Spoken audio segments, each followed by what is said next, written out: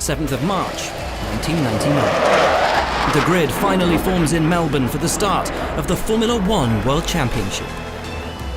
The story of the season should be set in stone, with McLaren seemingly leagues ahead in pre-season testing, and Ferrari likely their only challengers. But the last hour has been chaos. Hang on a second, probably the star's gone as well. Pole sitter and reigning champion Mika Häkkinen was forced to jump into McLaren's spare car, then almost took the garage with him to the grid. Then the first start was aborted when both stewards caught on fire. Smoke pouring out of the back of the car. As the second formation lap started, Häkkinen's teammate David Coulthard struggled to wrestle his car off the line. And Michael Schumacher's Ferrari refused to move, forcing the two-time world champion to start from the back of the grid. Michael Schumacher is not the top Ferrari. Ferrari's number 2 driver Eddie Irvine found himself with open space ahead and the team's hopes suddenly on his shoulders. It was a taste of what was to come. 16 rounds of plot twists, tension, and era-defining action. The start lights flash on one by one. Engines roar, excitement builds.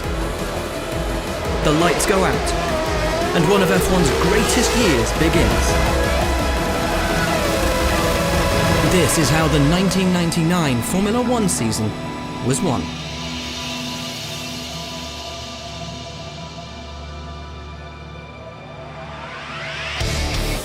Action in Australia, and Mika Häkkinen gets away well. From the start, it all seems to be going to plan for Häkkinen and McLaren. Irvine manages to sweep past the yellow Jordan of Heinz-Harald Frentzen at turn 1, but is powerless to stop the silver cars disappearing into the distance. But it doesn't take long for McLaren's plan to come unstuck. This is the accident. Look, I think he lost his rear wing because that's not a driving error. When a high-speed spin for 1997 champion Jacques Villeneuve brings out the safety car. Now, this is the critical point. It means he's losing an 18-second lead. First, Coulthard's gearbox sticks in 6th, forcing the Scot to retire with a hydraulic issue. And Coulthard's missing. Where is he? What's happened to David Coulthard? Is staggering into the pits and out of the race. Then, when the safety car comes in, Häkkinen puts the pedal down. Häkkinen's very slow away. And nothing happens. Got a problem. Häkkinen's got a problem. Look, so what amazing. He can only watch as the rest of the field surges past. And I suspect Häkkinen has got no throttle. Irvine, who has never won a race before, finds himself in the lead. He holds on for the remaining laps and takes the checkered flag to become the first winner of 1999. Up goes the visor, out comes the fist. Oh, well done, Eddie Irvine. It's a different story for Schumacher, who suffers a puncture and front wing damage. Long pit stops for repairs and a replacement steering wheel dump him back to last place.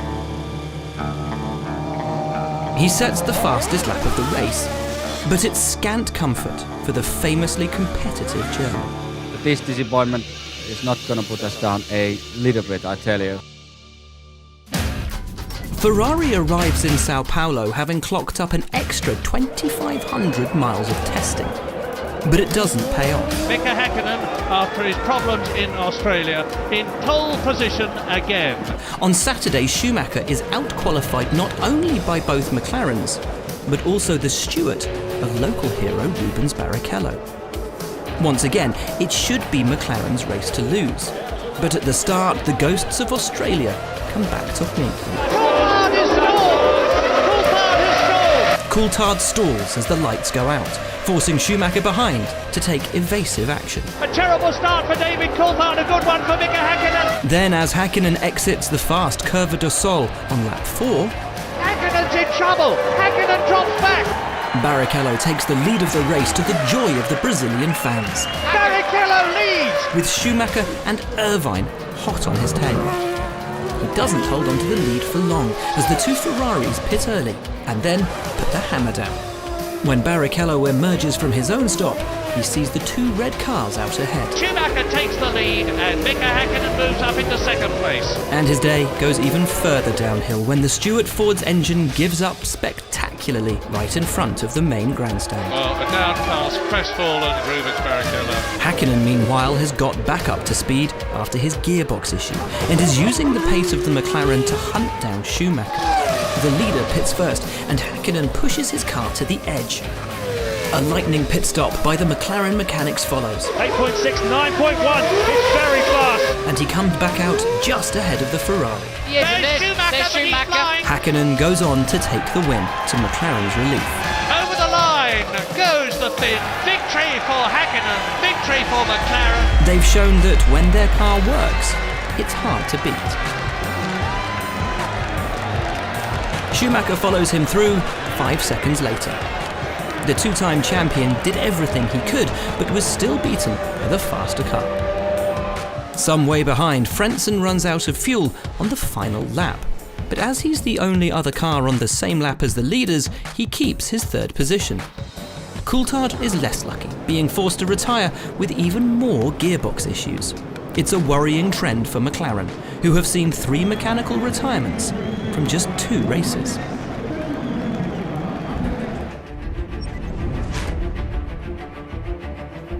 And as the grid forms at the legendary Imola circuit for round 3, McLaren hope that it won't be business as usual. They've locked out the front row for the 3rd time in a row, but Ferrari's extra testing has started to show, with Schumacher starting 3rd and less than 0.2 of a second off pole position. The San Marino Grand Prix is go! Hakkinen speeds away from the start. Running light on fuel, he quickly builds up a 12-second lead and is soon far ahead of the pressure of the chasing Ferraris. Until coming around to start his 18th lap. Oh, off goes Mika Hakkinen out of the race. It was weird. I mean, it happened very fast. Coming off the curb, the rear tires dropped back in the tarmac and he spun the car around. Looks like it was my mistake. I couldn't handle it. The Finn's unforced error allows Coulthard through into the lead, but gives Schumacher in second an unexpected boost. There is Michael Schumacher pushing. He's on a charge. The Scot makes his only pit stop, and Schumacher takes the lead in front of the joyful Tifosi. But McLaren know that as long as Coulthard keeps up the pace, he should be in a good position to win, ahead of the 2-stopping Ferrari. He pulls up behind Giancarlo Fisichella and Olivier Panis, 2 backmarkers absorbed in their own battle. Despite being shown the blue flags to let the faster car through, they block Coulthard and he slides off the track. By the time he finally gets past, he's lost 10 crucial seconds. Schumacher comes in for his second stop, and just 6 seconds later, he's back underway. Very, very quick stop indeed. He rejoins and keeps the lead before going on to take the checkered flag in front of a rapturous home crowd. As Michael Schumacher comes down to win the San Marino Grand Prix. It's Ferrari's first win in Imola for 16 years. And the Ferrari team are justifiably absolutely euphoric. The other championship contenders have less cause to celebrate. Irvine's engine blows to cap off his quiet race, then Frentzen spins on the Ulsterman's oil and ends his race in the wall. At the post-race press conference, Schumacher celebrates taking the championship lead. I'd say this weekend, if it was a team victory. I mean, we knew we were lacking performance the first 2 races, but we knew as well the championship can't go that way if we want to win it, and so we had to turn it around, and this weekend, I guess, to some extent we turned it around. We did it. And Coulthard rues his missed opportunity. I had the performance to win today. When I was behind them, I lost a lot of time in the traffic, and that was the difference between coming out behind Michael or in front of him. F1 descends on Monaco once more for round 4 of the season, with glamour and celebrity in tow. It's a unique circuit that has a history of jumbling the established order, and Ferrari will want to take that advantage. Schumacher's weekend starts badly as he clips the inside of Saint-Devote in free practice and buries his car in the barriers. At the moment it's not possible to repair, and Michael started with a ticker. But it doesn't dent his confidence, as in qualifying he jumps in the spare and goes on to set a time good enough for Ferrari's first pole position of the year. Hakkinen behind him is going quickly, but heading towards to back corner comes across a stopped car and waved yellow flags. He barely slows and comes around to take pole by just 0.06 of a second. Because I lift off a little bit and I lift my arm up. It was everything under control, so it was good. I saw everything. To be honest, I will be surprised if it stays the order as it is now, because yellow flags is yellow flags, and we'll see what happens later. The stewards side with Hakkinen, and on race day he lines up at the front for the 4th time in a row.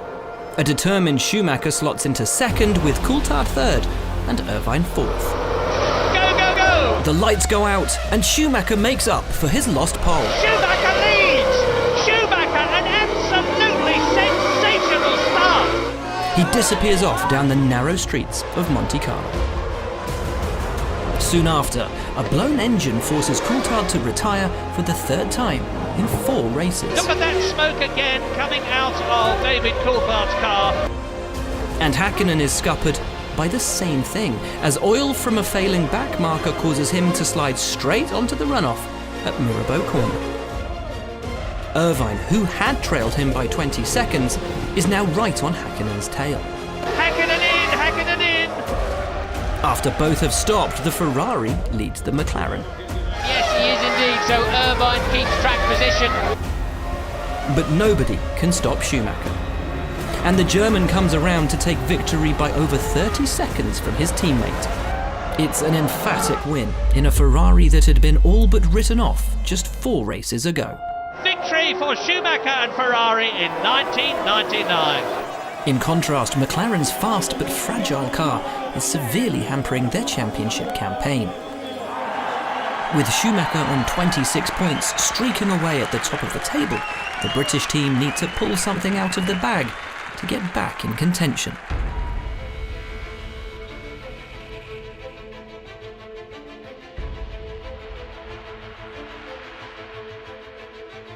Race day in Barcelona. Ferrari's slow but steady resurgence sees the front of the grid more competitive than ever, with less than 0.2 of a second separating the top 4. Hakkinen starts on pole for the 5th time in a row, ahead of Irvine, Coulthard and Schumacher. There's only 0.2 of a second covering the top 4 on the grid. McLaren hope that something will start to go right for them this year. Could go in Spain. Hakkinen gets away well. The lights go out and it's Ferrari's turn to suffer a start line setback.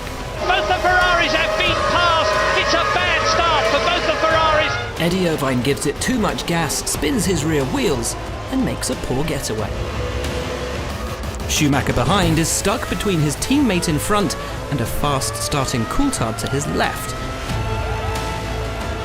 This leaves an accelerating Jacques Villeneuve to power into 3rd place. We tried starts all weekend and they never worked, and this one just worked, so that was a lucky one. The Canadian's BAR is just quick enough to hold off the faster Ferraris, and Schumacher can do nothing to stop the 2 McLarens from pulling away. Terrible start for Ferrari, and meantime Mika Hakkinen is making the most of his advantage, and so is David Coulthard. Schumacher eventually jumps Villeneuve in the pits and emerges in 3rd, but by now the damage has been done. Mika Hakkinen comes through to win in Spain. Hakkinen seals an easy win with Coulthard 2nd and Schumacher a distant 3rd. And as the F1 circus heads off to Canada, McLaren can see the glimmer of season success. Ferrari strikes first in Montreal. Schumacher breaks Hakkinen's pole position monopoly, snatching the front grid slot by just 0.03 of a second. He's determined to hold on to the position at the start. It is go! Michael Schumacher moves across. Chopping across the bow of the McLaren off the line, he takes control of the race and starts to build a lead. A few laps later, and further around the track, a red and yellow flag is being waved at the final chicane, indicating a slippery surface. The banner on the wall beneath reads "Welcome to Quebec." Schumacher barrels through the corner. Schumacher out of the race. Michael Schumacher slams out of turn 13 into the wall and is furious with himself. Schumacher's loss is Häkkinen's gain, and the reigning champion comes through to take the lead. Near the end of the race, Frenzen's brakes fail and he ploughs straight into the barrier at turn 4. The German is unharmed, but the race finishes under the safety car for the first time in F1's history. But Häkkinen doesn't mind, with a second win in a row and a 10-point swing, handing him the lead of the championship. McLaren have made some inroads into Ferrari's World Championship lead. Some way behind, Coulthard and Irvine had engaged in a battle of the number 2 drivers, with neither coming out on top. Out goes Irvine, out goes Coulthard. Oh my goodness!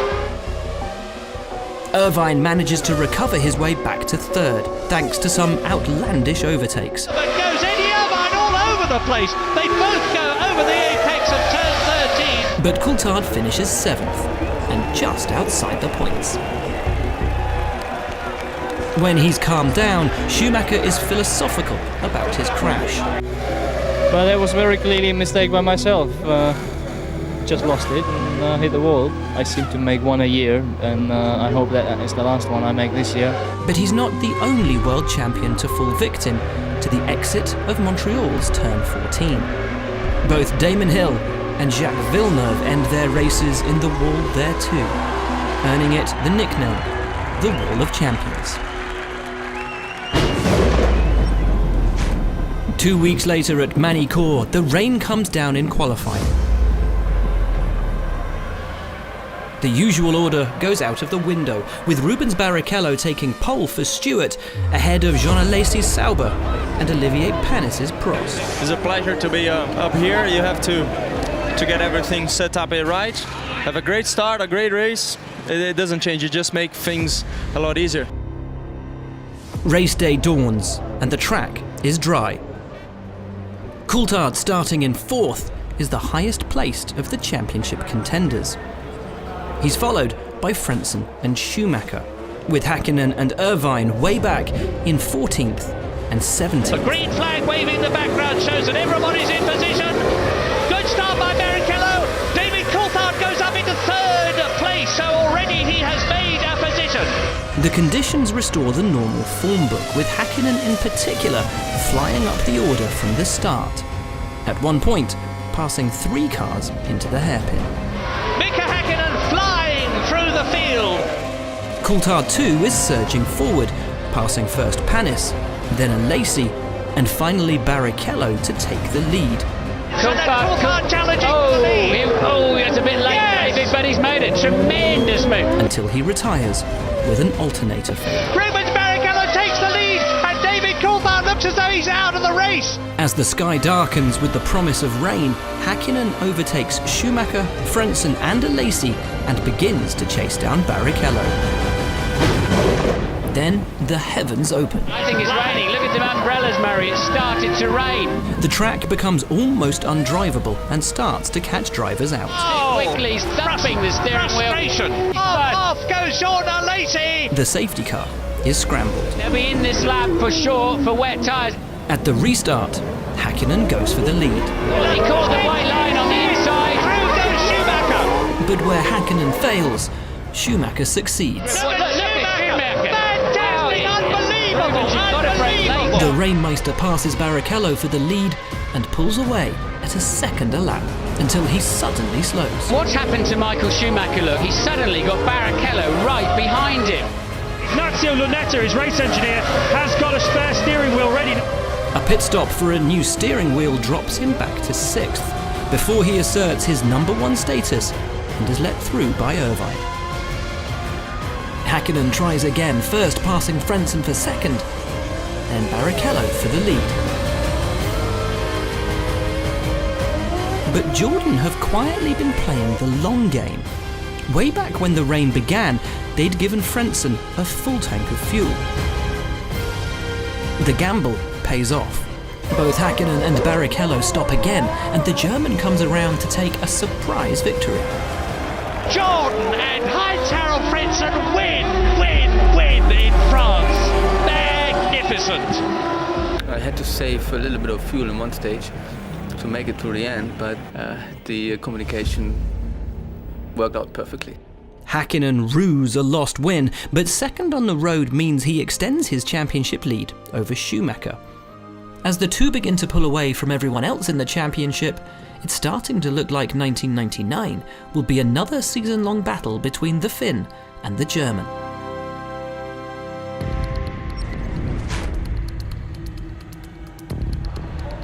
It is a fabulous day here at Silverstone. The crowd here today is a wonderful, colourful sight. Everything seems normal as the grid sits under blue skies at Silverstone.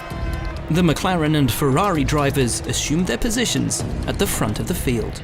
Mika Häkkinen is on magnificent form here. So far, it's been all about the two on the front row. Häkkinen on pole is riding high on a wave of points-paying positions. Schumacher in second started the year strong, but needs a season-changing moment to reverse his rival's momentum. Coulthard and Irvine behind are used to playing second fiddle to their more successful teammates. But for all four, the season is about to be turned on its head. Go at Silverstone! Two cars stalled, two McLarens at the front, tremendous getaway from both Häkkinen and Coulthard. Häkkinen powers off the line, leaving Schumacher in his dust. The two behind make fast starts too, dropping the German to fourth. Back on the grid, Jacques Villeneuve and Ricardo Zonta have both stalled and are stranded. The stewards red flag the race. Red flag! The race is being stopped. The front four are speeding through the fast Maggots and Beckett's complex and on to the Hangar Straight. They don't know yet the race has been halted, and Schumacher is keen to repass his teammate.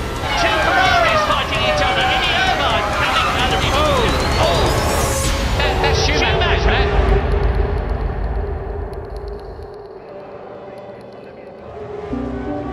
The impact is measured at over 100 kilometers an hour. Michael's struggling to get out of the car a little bit. The tyre wall isn't properly strapped down, and the car hits the steel barrier behind. The Ferrari's right front wheel bends back into the car's chassis, tearing it open just forward of the cockpit. That is a big impact, Murray. Yeah, at a very considerable speed. Schumacher tries to get out, but is hit by a pain in his right leg. The medical team arrive to lift him out of the car. He waves to the crowd from the stretcher and is airlifted to hospital. As the reformed grid waits for the barriers to be repaired, the drivers wait for news of Schumacher's injuries. The race gets underway again, and Häkkinen leads away, while Irvine and Coulthard battle over second. Eddie Irvine has got ahead of Coulthard. The Scot stops first, and it looks like Irvine has done enough to stay ahead as he comes in. But he overshoots his pit box, losing valuable time, and at the rejoin, Coulthard sweeps past with inches to spare. Back at the front, Häkkinen is in a race of his own, until... Oh, there's a wheel off! As Häkkinen lost his left rear. He comes straight into the pits for a replacement and rejoins, but soon after is back in the pits to retire. We took a prudent, safe decision with Mika. We weren't sure what the problem was. It's the right thing to do. Coulthard comes through and is overjoyed to take his first win of the season at his home Grand Prix. David Coulthard wins the British Grand Prix for McLaren. It's exactly the jump start his championship needed, and exactly the setback that Häkkinen's didn't. Irvine comes home in a close second. While it could have been a win had he not fluffed his pit stop, the welcome 6 points brings him level with Schumacher for an equal second in the championship, and only 8 behind Häkkinen. After the race, the world's media gather to hear the extent of Schumacher's injuries. Michael Schumacher was admitted to Northampton General Hospital this afternoon and found to have sustained a straightforward fracture of the right tibia and fibula. These injuries were reduced during a surgical procedure which was uncomplicated. Although surgery to repair the damage was successful, Ferrari's #1 driver will be out of action for the next few months. The Tifosi's hopes now rest on one man's shoulders, and not the one they'd expected. As the season enters its second half, the understudy steps up to be judged. Eddie Irvine arrives at Austria's A1 ring as Ferrari's #1 driver. The Italian team have parachuted in Finn Mika Salo to race in Schumacher's vacated seat. It's a great team. I'm really honored to be replacing Michael. Of course, it's unfortunate what happened to him. But it's looking like Irvine could be the strongest challenger to Häkkinen's claim on the World Championship. Mika's, he's got a learning curve, very steep learning curve. It's going to be difficult for him, but we'll see. But his title aspirations look bleak after qualifying, with Häkkinen yet again on pole and over a second quicker around the short Spielberg circuit. Irvine's view ahead at the start is all silver, with David Coulthard starting in second. The Scot may be 18 points behind his McLaren teammate, but he's eager to capitalise on his win last time out, and has his own championship aspirations. It is go! The McLarens speed off at the start. Good one for Mika Häkkinen. Eddie Irvine got away well, but he's still behind Coulthard. Coulthard is more focused on his own fight than the red challenge behind, and tries to outbrake Häkkinen going into the tight right-hander of turn 3. Oh, Coulthard and Häkkinen touch! Häkkinen can only watch as the entire field flies past. He's going to have to storm his way through the field. Meanwhile, Salo drives into the back of Johnny Herbert. A bad start to his Ferrari debut.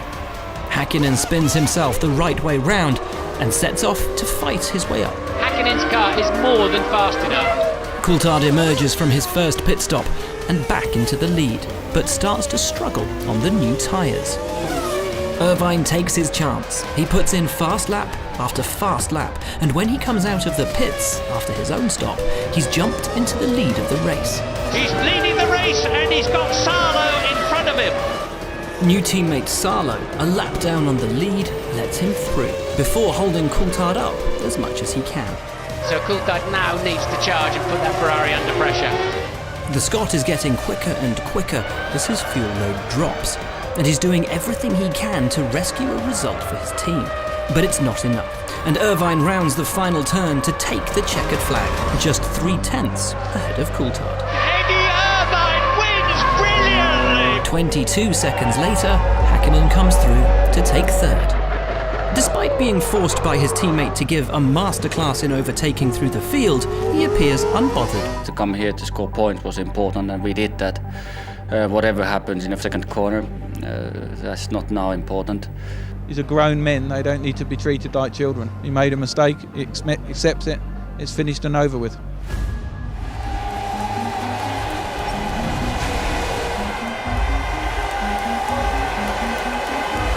Häkkinen is unfazed in qualifying at the next round in Hockenheim, taking pole ahead of Frentzen. Coulthard starts third, and Salo out-qualifies Irvine to bag 4th and 5th for Ferrari.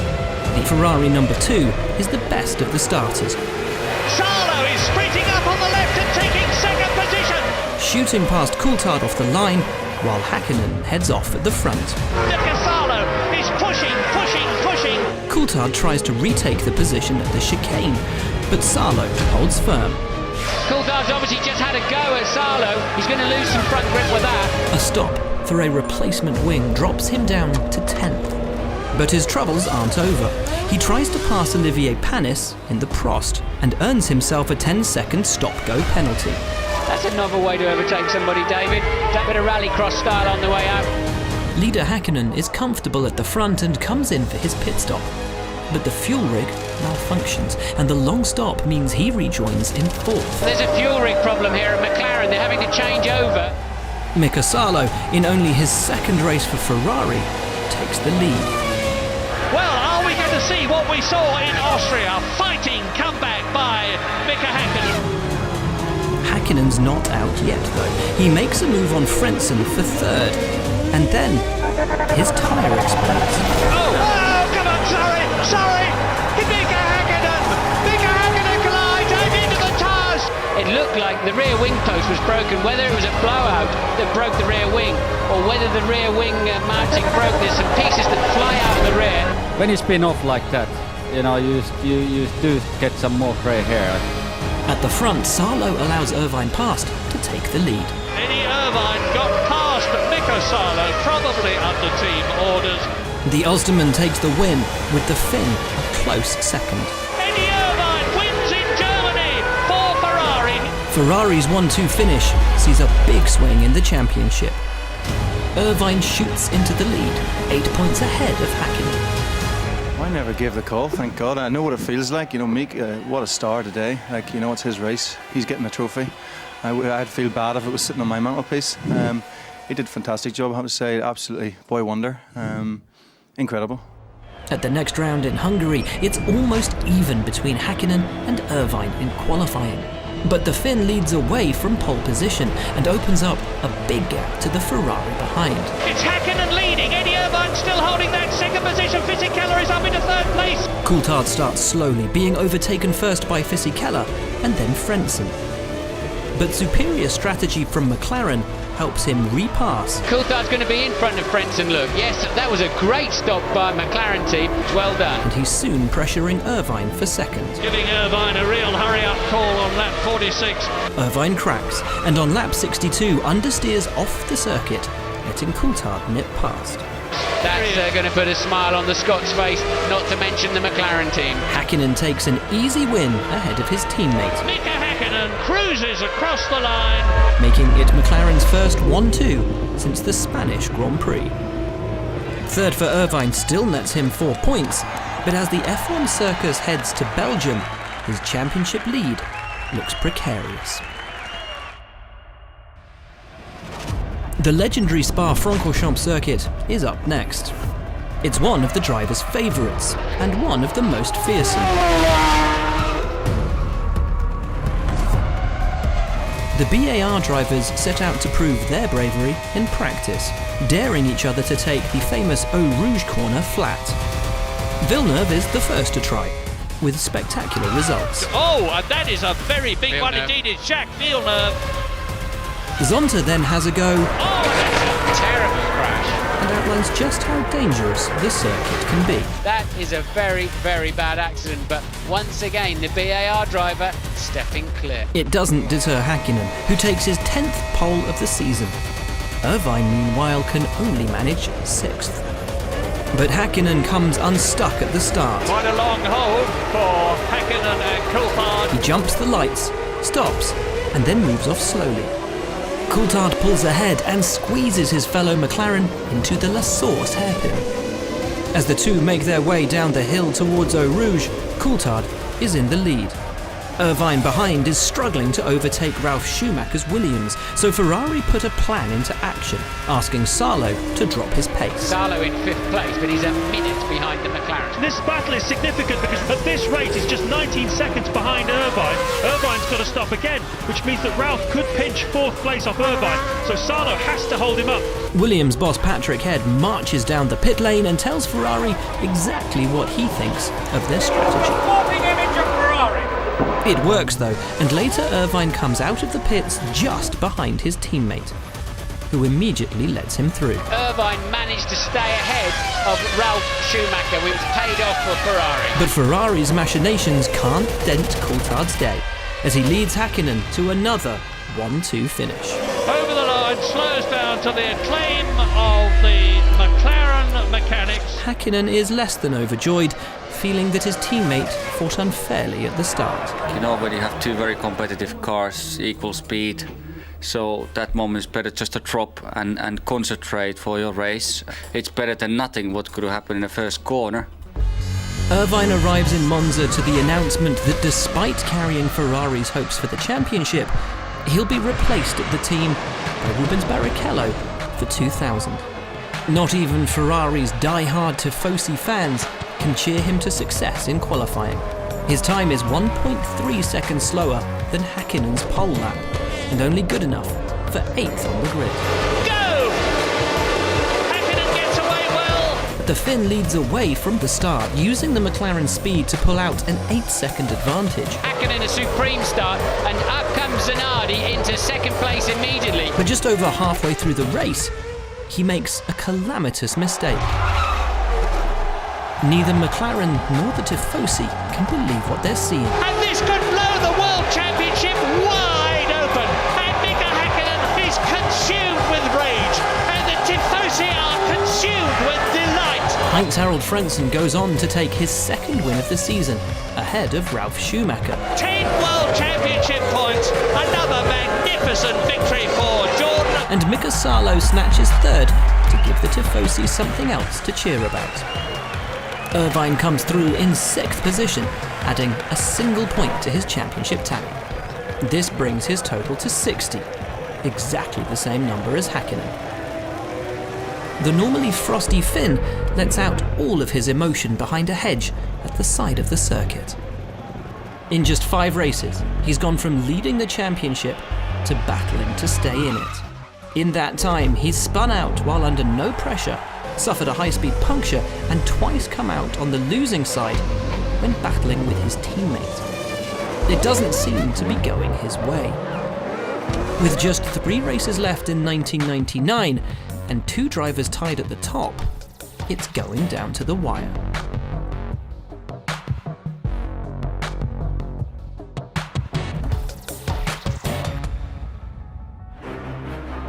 Expect anything to happen in this race, and it very likely will, especially weather changes. The championship contenders line up at the legendary Nürburgring for round 14. Irvine starts 9th.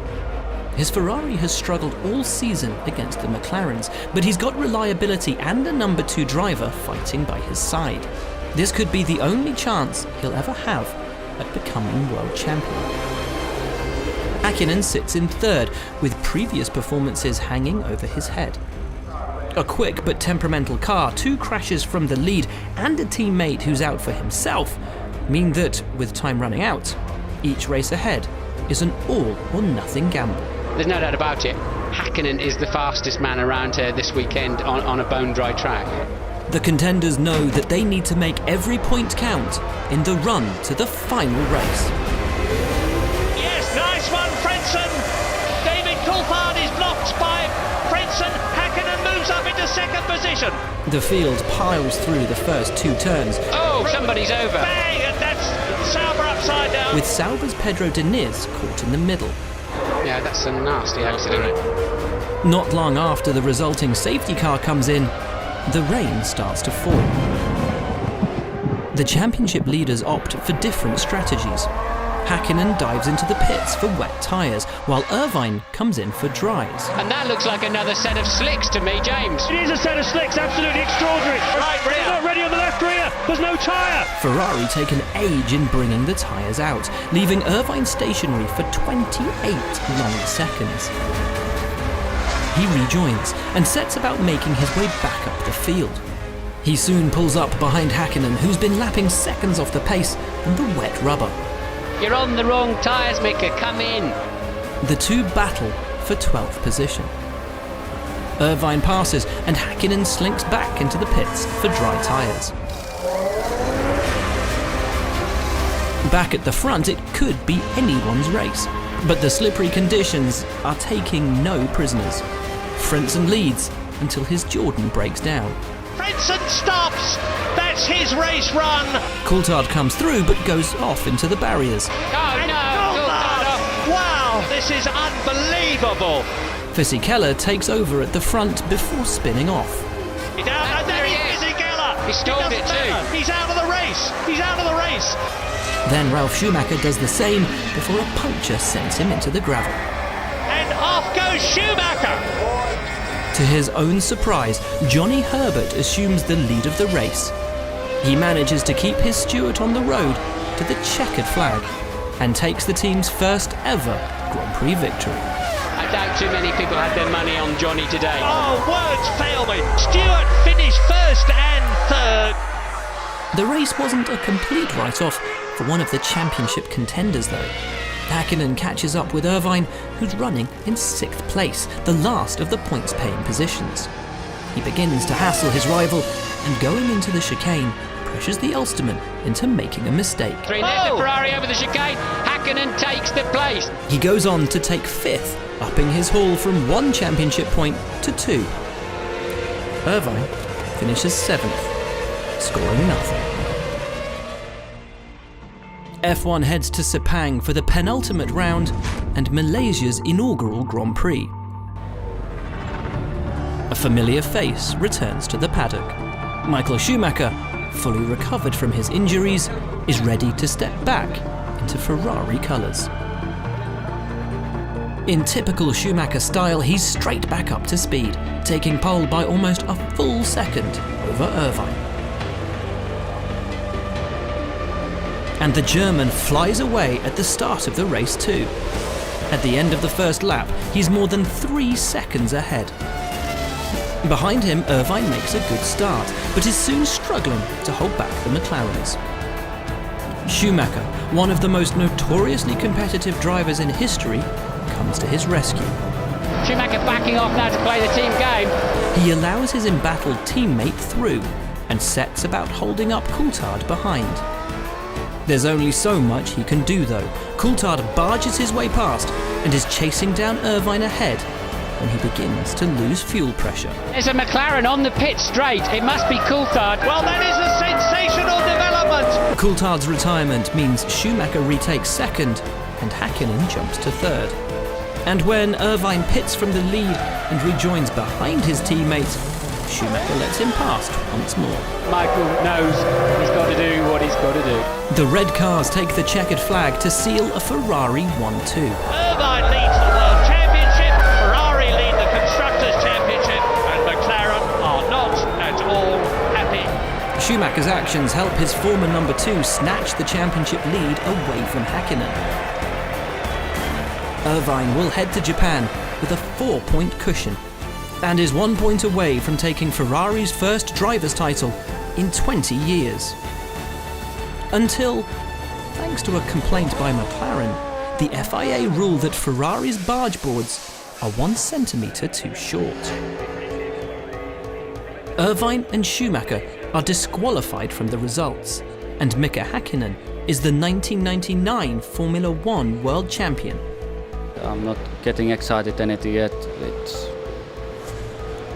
4 hours after the race and I just seen one piece of paper. A week later, Ferrari descend on the FIA's Court of Appeal in Paris to try and get the decision overturned. The council reaches its verdict, and Ferrari's victory is restored. I hope for the good of Formula 1 that they only did find about it at Parc Fermé and that they didn't keep that information in their pocket until they were able to use it to be most damaging. That would be a sad reflection on Formula 1 if they did that. It's certainly not the way you plan to win a world championship, but it was not due to our mistake. So I think you have the right to mention that, and if something you think it is wrong on a car, you have to mention it. With the result overturned, F1 heads to Japan for the championship decider.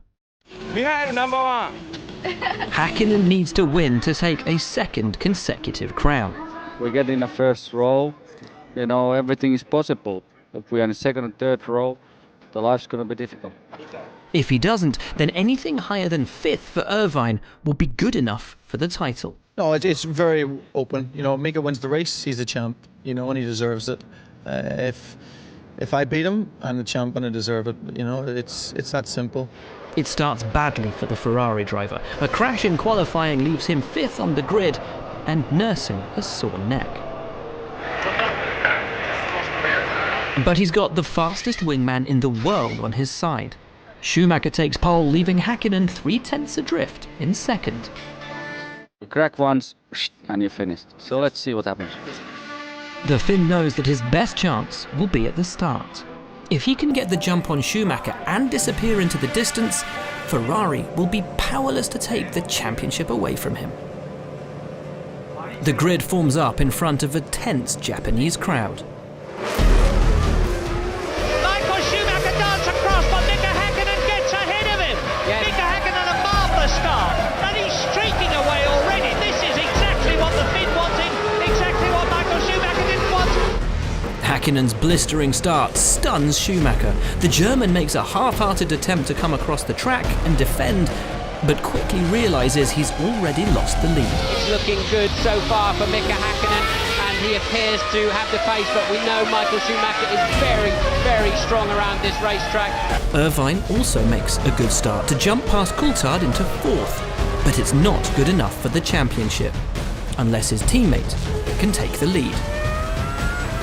With a season of mechanical failures and uncharacteristic mistakes in the back of his mind, Häkkinen speeds off into the distance, with Schumacher in hot pursuit.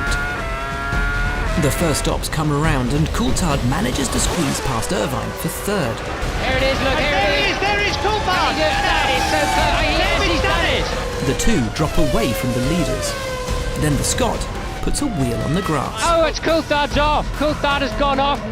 He manages to keep the car going, but a stop for a new nose leaves him a lap behind and right in front of Schumacher. The German, feeling that one McLaren has held him up in pursuit of the other, shows Coulthard what he thinks, then sets about trying to steal the title for his teammate. Michael Schumacher fighting every inch of the way. He pushes his Ferrari as fast as it will go, hunting down the McLaren ahead and setting the fastest lap of the race. Half a lap behind, Irvine can only watch on the trackside TV screens and cross his fingers. But not even the great Michael Schumacher can take it away from Häkkinen. And there's Ron Dennis waiting to greet his man home, and he's going to be truly ecstatic. The Finn has flown. With a 5-second cushion to the chasing Ferrari, he takes the checkered flag. Mika Häkkinen wins in Japan to become a 2-time world champion. It is a different feeling, obviously, but this year was a very difficult year. And deciding the championship in the last Grand Prix, it's nerve-wracking, and I really don't recommend it to anybody. That we won the Constructors' Championship, which is important. We didn't win the one I would like or Ferrari would like for sure, but we did get a consolation prize. Brilliant. And that is how the 1999 Formula One season was won.